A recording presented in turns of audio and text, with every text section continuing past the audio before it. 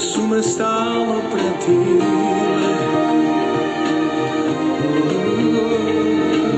Da te bar mogu poljubiti bez loših sjećanja, na hladna proljeća, bez slike stradanja, što se baš na nas zalijepe.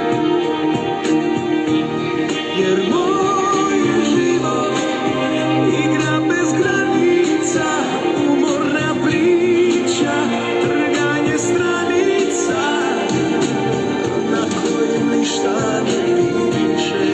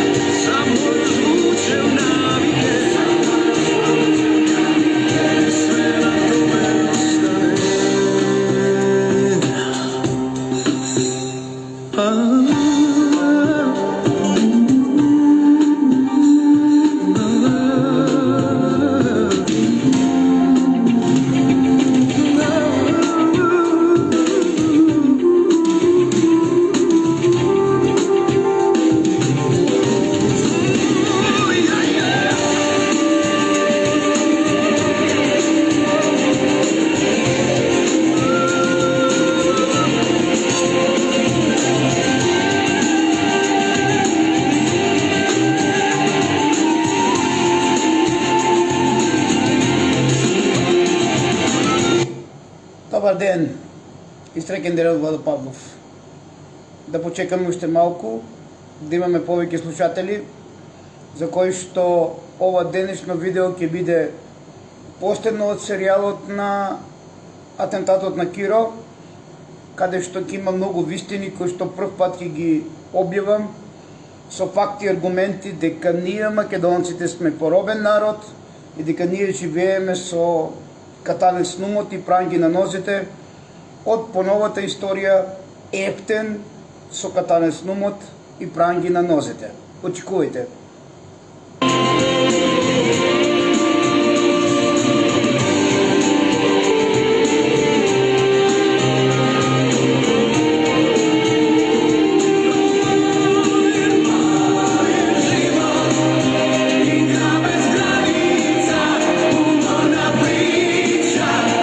Каде со докази, аргументи и факти ќе ви докажам дека стравот кај 99% македонците не е случаен, туку едноставно стравот им е наметнат и точно знаат дека Владо Павлов е во право, но некогаш успеал некој, а во ова мое видео ќе дознаете кој е тој некој што го поробил македонецот.